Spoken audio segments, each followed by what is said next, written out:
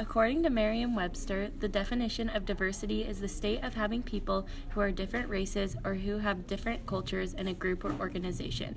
We wanted to know if KU students think that their campus is diverse.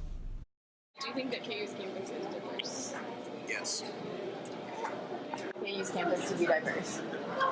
Yeah, for the most part. There's quite a bit of people from different races around. Okay, so do you consider KU's campus diverse? Yes, I do. According to Wayne Au, diversity in America has actually come to mean poor African American and Latino students, or students who aren't white, by teachers, professors, and politicians. Is KU's campus diverse?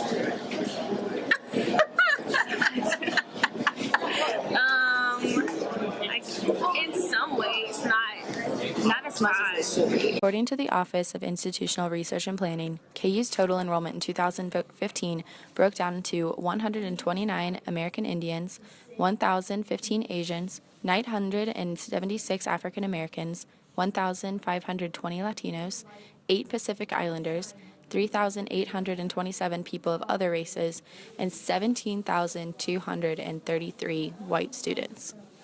According to these numbers, KU is not diverse. But does integration exist among these populations? Integration.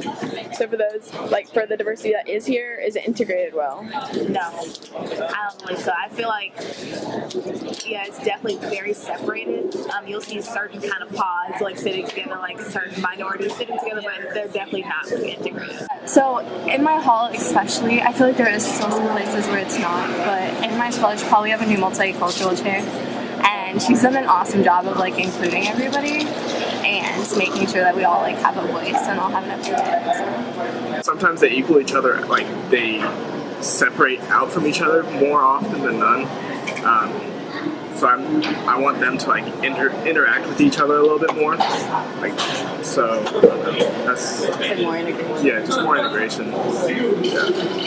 You definitely need to learn how to come together as a unit, all together just to make something happen on campus. But I feel like people are so much in their pride that they're not going to do that. So maybe that's why we're still stuck in the situation we're right now. In order to better understand the situation, we must first understand dominant and subordinate groups and how they function, as well as their impact on campus and beyond.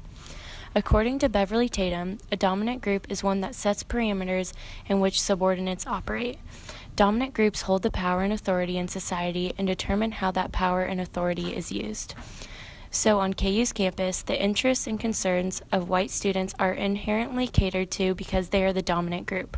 The minorities that make up the subordinate group are subjected to behaving like the dominant group in order to be accepted.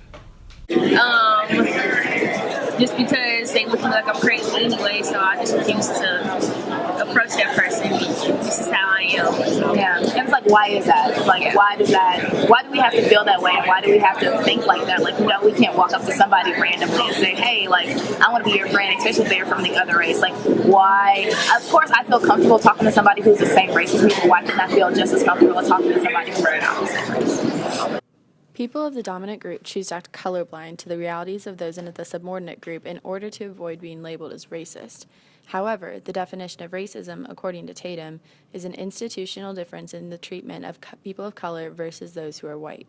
Therefore, to be colorblind is to act as though inequalities do not exist. A colorblind society is one in which racial or ethnic group membership is irrelevant to the way individuals are treated. I